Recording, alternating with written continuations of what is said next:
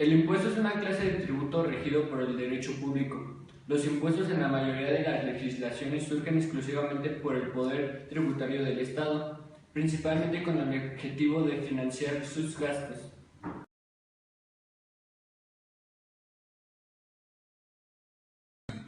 Los impuestos se dividen en tres: impuestos municipales, estatales y federales. Los municipales solo se aplican dentro de cada municipio. A manera de ejemplo se puede citar lo siguiente: impuesto predial, impuesto sobre adquisición de inmuebles y transición de dominio, impuesto para el fomento deportivo y educacional, impuesto para el fomento turístico, desarrollo integral de las familias y promoción de la cultura, impuesto sobre asistencia a juegos permitidos y espectáculos públicos. Los estatales solo se aplican dentro de las fronteras de cada estado y no tienen incidencia en los demás. Cada entidad estatal decreta sus impuestos locales. A manera de ejemplo se puede citar los siguientes: impuestos sobre la actividad mercantil e industrial, impuestos sobre la remuneración de trabajo personal, impuestos sobre diversiones y espectáculos públicos. Los impuestos federales son los impuestos que se pagan al gobierno de la nación. Por ejemplo, el ISR, el IVA, el IEPS. El IVA es un impuesto indirecto. Se llama así porque, a diferencia de los impuestos directos, no repercute directamente sobre los ingresos. Por el contrario, recae sobre los costos de producción y ventas de las empresas y se devenga de los precios de los consumidores pagan por dichos productos. El ISR en México es un impuesto directo sobre la ganancia obtenida, es decir, por la diferencia entre el ingreso y deducciones autorizadas obtenidas en el ejercicio fiscal. Este impuesto debe ser pagado de manera mensual a cuenta de impuesto anual al Servicio de Administración Tributaria. El impuesto impositivo. El tipo impositivo, tipo de gravamen, es la tasa fija o variable y expresada en forma de coeficiente o porcentaje que, aplicada a la base imponible, da como resultado la cuota tributaria. El tipo de gravamen es el resultado de dividir la cuota tributaria por la base imponible y expresada la carga tributaria para elevarlo a una tarifa o el que aplica a un contribuyente. Hablándose de este último caso, que el tipo marginal personal o un impuesto se considera proporcional al tipo medio, es constante y por lo tanto siempre igual al tipo. El IEPS, tasa para el cálculo del impuesto especial sobre la producción y servicios aplicables a la enajenación de gasolinas y diésel en el mes que se trate, por agencia y producto. Buenas tardes, vamos a hablar de las contribuciones fiscales en base al Código Fiscal de la Federación. Las personas físicas y morales están obligadas a contribuir para los gastos públicos conforme a las leyes fiscales respectivas. Las contribuciones se clasifican en impuestos, aportaciones de seguridad social, contribuciones de mejora y derechos. Los impuestos son las contribuciones establecidas en ley que deben pagar las personas físicas y morales que se encuentran en la situación jurídica o de hecho prevista por la misma y que sean distintas de las señaladas en las fracciones 2, 3 y 4 de este artículo.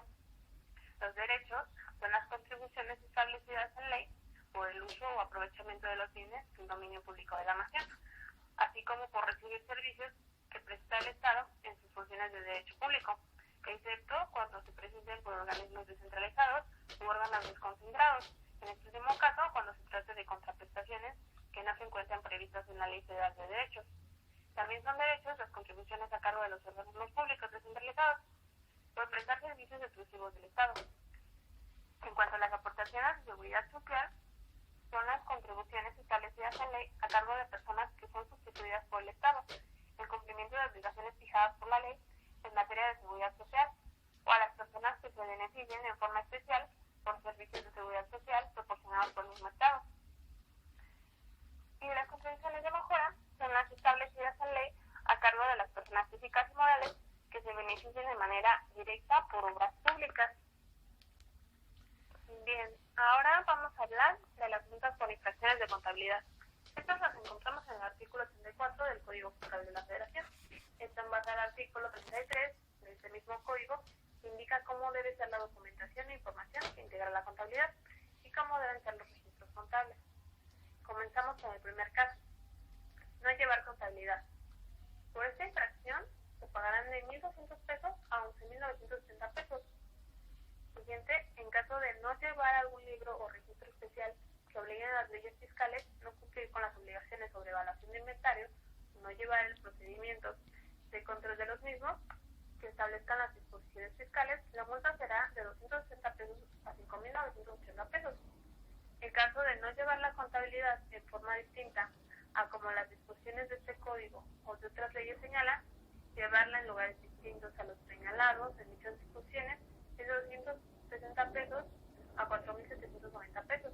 En caso de no hacer los asientos correspondientes a las operaciones efectuadas, hacerlos incompletos, inexactos o fuera de los plazos respectivos, se aplicarán las siguientes sanciones según corresponda.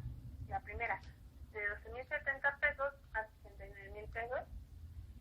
Y en caso de reincidencia, las autoridades fiscales podrán clausurar preventivamente el establecimiento por un plazo de 3 días a 15 días.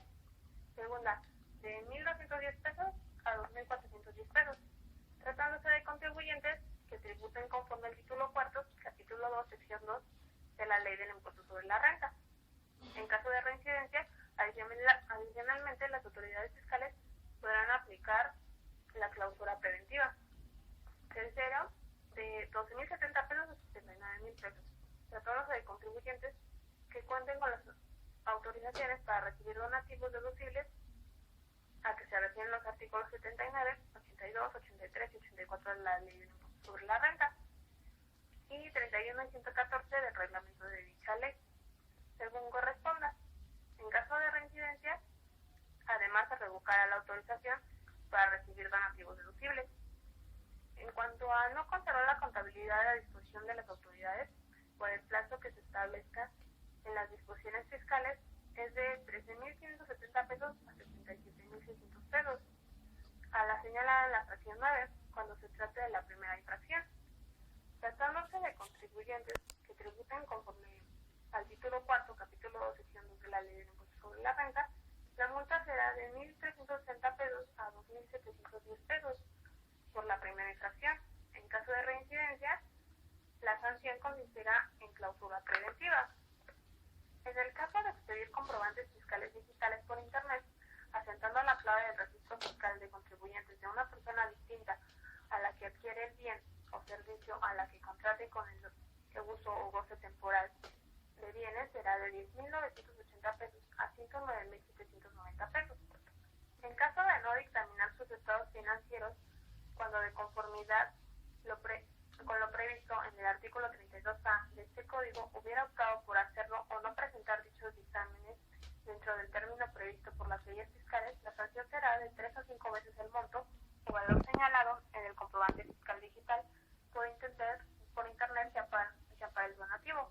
Al expedir comprobantes fiscales digitales por Internet que señale corresponder a donativos deducibles sin contar con la autorización para recibir donativos deducibles a que refieren los artículos 69, 82, 83 y 84 de la Ley del Impuesto sobre la Renta y 31 y 114 del reglamento de dicha ley, según sea el caso, será de 530 pesos a 10.420 pesos. Al no tener en operación o no registrar el valor de los actos o actividades con el público en general en las máquinas registradoras de comprobación fiscal o en los equipos y sistemas electrónicos de registro fiscal autorizados por las disposiciones fiscales, será de 1.380 pesos a 4.150 por cada operación no identificada en contabilidad.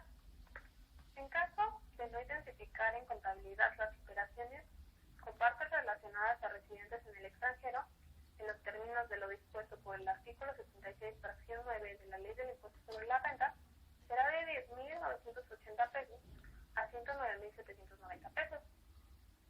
Bueno, así concluimos con las multas y sanciones de la contabilidad. Ahora vamos a analizar el impuesto al valor agregado y empezaremos con algunas características que lo definen. El IVA es un impuesto interno porque se recauda dentro del territorio nacional. También es un impuesto indirecto porque afecta económicamente a personas distintas al contribuyente. Es un impuesto real porque grava actos o actividades sin importar las características personales del contribuyente. El IVA es un impuesto general porque grava todos los actos o actividades objeto de la ley del IVA sin señalar específicamente alguna. También es un impuesto permanente porque no tiene un periodo de vigencia, lo que le otorga la característica de permanente. Es un impuesto regresivo en virtud de que las tasas que las personas pagan no tienen relación con la riqueza que poseen. También es un impuesto periódico o instantáneo, ya que puede gravar actividades, actos repetitivos o actos accidentales. Ahora, ¿quiénes son el sujeto, el objeto, base y tasa del IVA? En el primero y segundo párrafo del primer artículo de la ley del IVA pueden identificarse con precisión los 4 elementos esenciales del IVA. Ahora, como sujeto del impuesto señalado en el primer párrafo, están obligadas al pago del impuesto al valor agregado establecido en esta ley las personas físicas y las morales que en territorio nacional realicen actos o actividades siguientes. Ahí es donde entra el objeto del impuesto, que son enajenaciones de bienes, prestación de servicios independientes, otorgación, el uso o goce temporal de bienes, importación de bienes o servicios. La base del impuesto.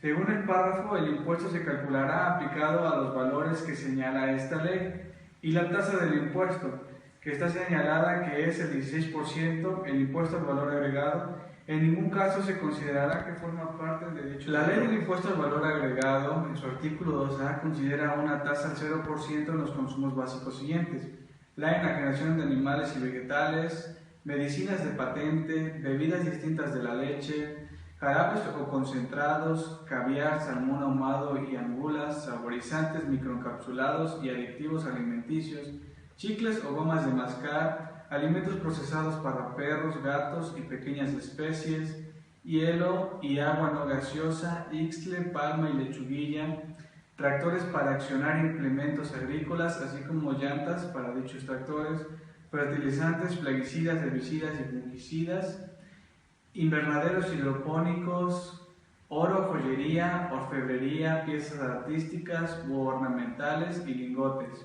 libros, periódicos y revistas. Cabe mencionar que anteriormente el IVA en zonas fronterizas encontraba una tasa del 11%. Actualmente se encuentra en el 16%. Esto se empezó a aplicar desde el 2014.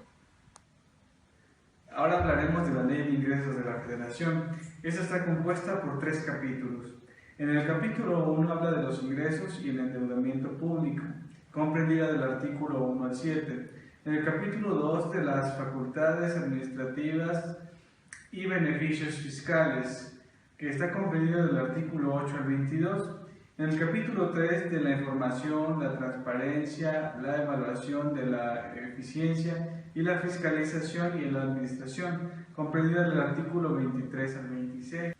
En el artículo primero se mencionan todos los ingresos que percibirá el gobierno federal, como son ingresos por impuestos, cuotas y aportaciones de seguridad social, contribuciones de mejora, derechos, productos, aprovechamientos, participaciones y aportaciones, transferencias asignadas, subsidios y otras ayudas, ingresos derivados de financiamiento. En el artículo 23 de la Ley de Ingresos de la Federación señala que es obligación de la Secretaría de Hacienda y Crédito Público realizar un estudio de los ingresos y gastos con base a la información estadística disponible que muestra el ingreso de las familias, con contribuciones en los distintos impuestos y derechos que aporten, así como los bienes y servicios públicos que reciben con recursos federales, estatales y municipales. También en su artículo 25 señala que es obligación de la Secretaría de Hacienda y Crédito Público que deberá publicar en su página de internet y entregar a las comisiones de la Secretaría de Hacienda y Crédito Público y Presupuesto y Cuenta Pública de la Cámara de Diputados, así como al Centro de Estudios de las Finanzas Públicas de dicho órgano legislativo y a la Comisión de Hacienda y Crédito Público de la Cámara de Senadores, a más tardar el 30 de junio de 2015, el presupuesto de gastos fiscales.